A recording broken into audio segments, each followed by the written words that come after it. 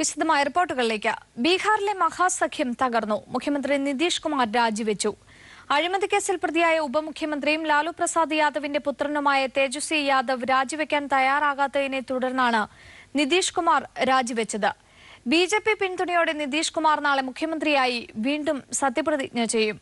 BJP നേതാക്കൾ ഗവർണറെ കണ്ട് പിന്തുണ അറിയിച്ചു. ബിജെപിയുമായി ചേർന്ന് നിതീഷ് കുമാർ രാഷ്ട്രീയ നാടകം കളിക്കുകയാണെന്ന് ലാലു പ്രസാദ് യാദവ് ആരോപിച്ചു. രാജി നിരാശപ്പെടുത്തിയെന്ന് കോൺഗ്രസ് പ്രതികരിച്ചു. അതേസമയം നിതീഷ് കുമാറിനെ സ്വാഗതം ചെയ്ത് പ്രധാനമന്ത്രി നരേന്ദ്രമോദിയുടെ ട്വീറ്റ്. മോദിക്ക് നിതീഷ് കുമാർ നന്ദി പറഞ്ഞു. 2013 ഗൂഢാലോചനയെക്കുറിച്ച് തനിക്ക് ഒന്നും അറിയില്ലെന്ന് കാവ്യ മാധവൻ. ചോദ്യം ചെയ്യവേ അന്വേഷണ ഉദ്യോഗസ്ഥരോടാണ് കാവ്യയുടെ പ്രതികരണം. എന്നാൽ ഏതാനും വർഷം മുമ്പ് നടന്ന വിദേശ പര്യടനത്തിനിടെ നടിയും ദിലീപും തമ്മിൽ ചില പ്രശ്നങ്ങൾ ഉണ്ടായതായി അറിയാമെന്നും കാവ്യ മൊഴി നൽകി. ആവശ്യമെങ്കിൽ കാവ്യയെ വീണ്ടും ചോദ്യം ചെയ്യുമെന്ന് SP AV ജോർജ് പറഞ്ഞു. ഇന്നലെ രാവിലെ 11 മണി മുതൽ 5 മണി വരെ ആലുവയിലുള്ള ദിലീപിന്റെ തറവാട്ടിൽ വെച്ചാണ് കാവ്യ മാധവനെ ചോദ്യം ചെയ്തത്. നടിയെ ആക്രമിച്ചതിന് ശേഷം ദൃശ്യങ്ങൾ പകർത്തിയ ഫോണും മെമ്മറി കാർഡും കാവ്യയുടെ കാക്കനാട്ടുള്ള ഓൺലൈൻ വസ്ത്രവ്യാപാര സ്ഥാപനമായ ലക്ഷ്യയിൽ ഏൽപ്പിച്ചുവെന്നാണ് പൾസർ സുനിയുടെ മൊഴി. ഇതേക്കുറിച്ച് കാവ്യയോട് ചോദിച്ചെങ്കിലും പൾസർ സുനിയെ തനിക്കറിയില്ലെന്നായിരുന്നു കാവ്യയുടെ മറുപടി. നടിയെ ആക്രമിക്കുന്നതുമായി ബന്ധപ്പെട്ട ഗൂഢാലോചനയെക്കുറിച്ച് തനിക്കൊന്നും അറിയില്ലെന്നും കാവ്യ അന്വേഷണ ഉദ്യോഗസ്ഥരോട് പറഞ്ഞു.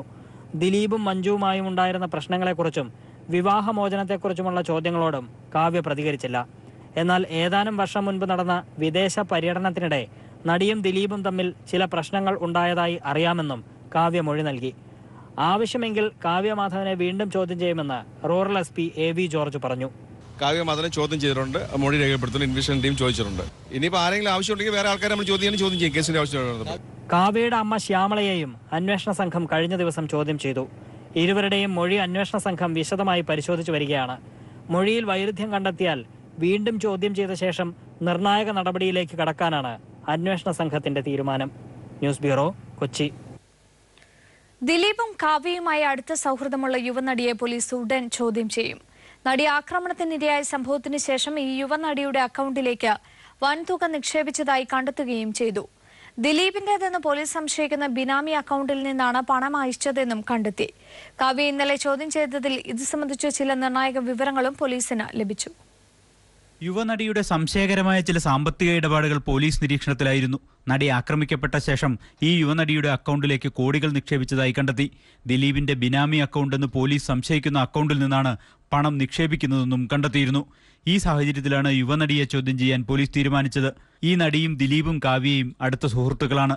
നടി ആക്രമിക്കപ്പെട്ട കേസിൽ പൾസർ സുനി അറസ്റ്റിലായ ശേഷം ദിലീപും സംഘവും അമേരിക്കൻ പര്യടനം നടത്തിയിരുന്നു. ഈ സംഘത്തിലും ഈ യുവനടിയെ ദിലീപ് ഉൾപ്പെടുത്തി. ദിലീപിനൊപ്പം 3 ചിത്രങ്ങളിൽ മാത്രമേ നടി അഭിനയിച്ചിട്ടുള്ളൂ. എന്നാൽ അടുത്തിടെ ചിത്രീകരണം ആരംഭിച്ച 2 ചിത്രങ്ങളിൽ ഈ നടിക്ക് പ്രധാന വേഷങ്ങൾ ലഭിച്ചു.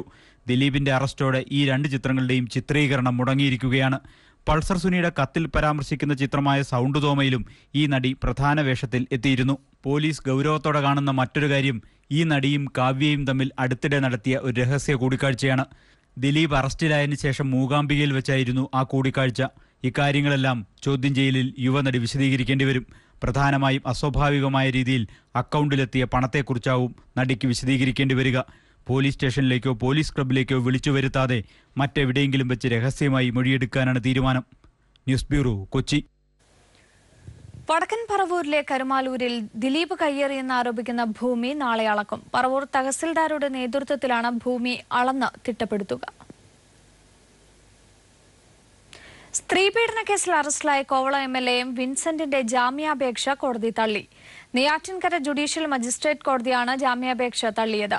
വിൻസെന്റിന് ജാമ്യം നൽകിയാൽ ഇരുവരുടെ ജീവന് ഭീഷണിയാണെന്നും ക്രമസമാധാനം തകരുമെന്നുമുള്ള പ്രോസിക്യൂഷൻ വാദം കണക്കിലെടുത്താണ് കോടതി ജാമ്യം നിഷേധിച്ചത്.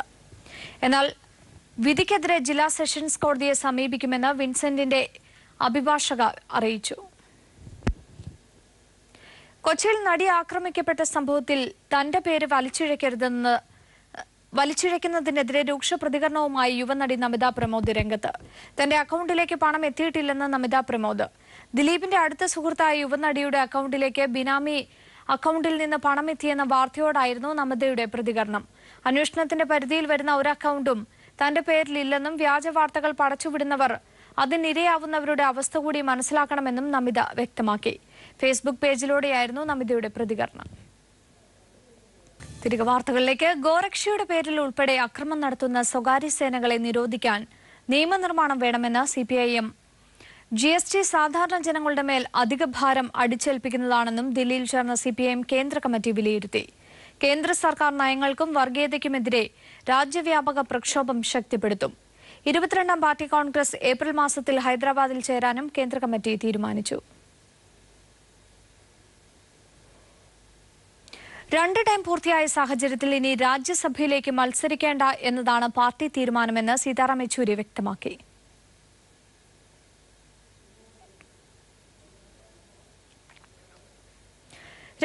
രൂപ നോട്ടുകൾ അച്ചടിക്കുന്നത് കുറയ്ക്കാൻ ഒരുങ്ങി RBI. 2000 രൂപ നോട്ടിന് പകരം 1000 രൂപയുടെ ഒറ്റ നാണയം പുറത്തിറക്കാൻ ആലോചന തുടങ്ങി. ഇക്കാര്യങ്ങളിൽ വിശദീകരണം വേണമെന്ന പ്രതിപക്ഷ ചോദ്യത്തിന് രാജ്യസഭയിൽ ധനമന്ത്രി മറുപടി നൽകിയില്ല. നോട്ട് അസാധുവാക്കലിന് ശേഷം ഇക്കാലയളവിൽ 3.2 ലക്ഷം കോടി 2000 രൂപ നോട്ടുകളാണ് RBI പുറത്തിറക്കിയത്. 2000 രൂപ നോട്ട് ചില്ലറ കൈമാറ്റങ്ങൾക്ക് സാധിക്കുന്നില്ലെന്ന വിമർശനം ശക്തമായിരുന്നു. ഈ സാഹചര്യത്തിൽ പുതിയ 2000 രൂപ നോട്ടുകൾ അച്ചടിക്കുന്നത് കുറയ്ക്കാൻ RBI ഒരുങ്ങുന്നുവെന്നാണ് വിവരം. 2000 രൂപ നോട്ടിനു പകരം 1000, 200, 100 രൂപ ഒറ്റ നാണയത്തുട്ടുകൾ പുറത്തിറക്കാനാണ് ആലോചന. നേരത്തെ RBI തീരുമാനങ്ങളെല്ലാം സ്വതന്ത്രമായിരുന്നുവെങ്കിലും നരേന്ദ്രമോദി സർക്കാർ ധനകാര്യ മന്ത്രാലയത്തിലെ അണ്ടർ സെക്രട്ടറിയെ RBI തീരുമാനങ്ങളിൽ ഇടപെടാൻ ഉൾപ്പെടുത്തിയിരുന്നു. വീണ്ടും 2000 രൂപ നോട്ട് അസാധുവാക്കൽ തീരുമാനത്തിലേക്ക് രാജ്യം നീങ്ങുന്നുവെന്ന ആശങ്കയിൽ ധനമന്ത്രി അരുൺ ജെയ്റ്റ്ലി മറുപടി നൽകണമെന്ന് രാജ്യസഭയിൽ പ്രതിപക്ഷം ആവശ്യപ്പെട്ടു. എന്നാൽ ഗുലാം നബി ആസാദിന്റെ ചോദ്യത്തിന് അരുൺ ജെയ്റ്റ്ലി മറുപടി നൽകിയില്ല. അതീവ ഗൗരവമുള്ള വിഷയമാണെന്നും ഇക്കാര്യത്തിൽ സർക്കാർ മറുപടി നൽകണമെന്നും JDU നേതാവ് ശരത് യാദവും ആവശ്യപ്പെട്ടു. നേരത്തെ നോട്ട് അസാധുവാക്കൽ തീരുമാനം നരേന്ദ്രമോദി സർക്കാർ പ്രഖ്യാപിച്ചത് RBIയുടെ എതിർപ്പ് മറികടന്നായിരുന്നുവെന്നും പുതിയ 2000 രൂപ അസാധുവാക്കൽ തീരുമാനവും സമാന നീക്കമെന്ന് സംശയിക്കുന്നതായും സമാജ്വാദി നേതാവ് നരേഷ് അഗർവാളും ആരോപിച്ചു. News bureau, Delhi. ഇറാഖിലെ മൊസൂളിൽ കാണാതായ ഇന്ത്യക്കാർ മരണപ്പെട്ടെന്ന് പറയാനാകില്ലെന്ന് കേന്ദ്ര വിദേശകാര്യമന്ത്രി. ഇതുവരെ കാണാതായ ഇന്ത്യക്കാരെക്കുറിച്ച് യാതൊരു വിവരവും ലഭിച്ചിട്ടില്ലെന്നും സുഷമ സ്വരാജ് ലോക്സഭയിൽ അറിയിച്ചു. അതേസമയം പാലക്കാട് കോച്ച് ഫാക്ടറിയുടെ കാര്യത്തിൽ കേന്ദ്ര റെയിൽവേ മന്ത്രി മറുപടി നൽകിയില്ല. 6 കോൺഗ്രസ് MPമാരെ സസ്പെൻഡ് ചെയ്തതിൽ പ്രതിഷേധിച്ച പ്രതിപക്ഷ MPമാർ സഭയുടെ നടുത്തളത്തിൽ ഇറങ്ങി. ഇതിനിടയിൽ സ്ഥിതിവിവര ശേഖരണ ഭേദഗതി ബിൽ രാജ്യസഭ പാസാക്കി. സ്വകാര്യത മൌലിക അവകാശമായി കണക്കാക്കാനാകില്ലെന്ന് കേന്ദ്ര സർക്കാർ സുപ്രീംകോടതിയിൽ. സ്വകാര്യതയ്ക്കുള്ള അവകാശം ജീവിക്കാനുള്ള അവകാശത്തിന് മുകളിലല്ലെന്നും കേന്ദ്രം. പാവപ്പെട്ടവരുടെ ജീവിതത്തിന്റെ സുരക്ഷിതത്വത്തിനാണ് ആധാർ എന്നും 9 അംഗ ഭരണഘടനാ ബെഞ്ച് മുമ്പാകെ കേന്ദ്രം അവകാശപ്പെട്ടു. കേസിൽ നാളെയും വാദം തുടരും. നിലപാട് മാറ്റാതെ അത്ലറ്റിക്സ് ഫെഡറേഷൻ. PU ചിത്രയ്ക്ക് യോഗ്യതയില്ലാത്തതിനാലാണ് അവസരം നിഷേധിച്ചതെന്ന് ഫെഡറേഷൻ.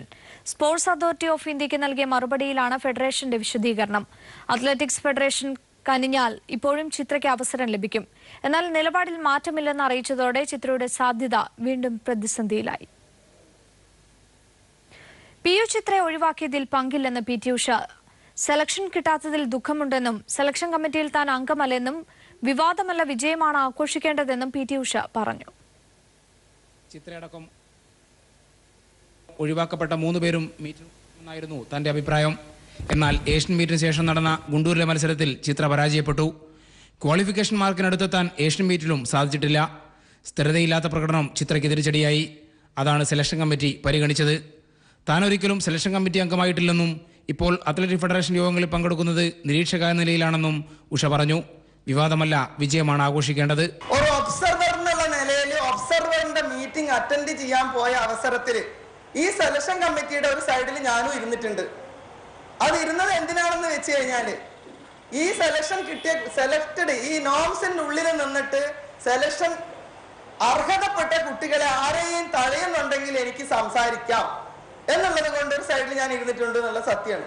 3 പേരും ടീമിൽ നിന്ന് നഷ്ടപ്പെട്ടു പോയാൽ, ടീം സെലക്ഷൻ കിട്ടാതെ പോയാൽ നിങ്ങളെക്കാൾ ഏറെ സ്പോർട്സിൽ നിന്നെന്ന ഒരു വ്യക്തി എന്നുള്ള നിലയിൽ ഞാൻ ഒരുപാട് ദുഃഖിക്കുന്നുണ്ട്.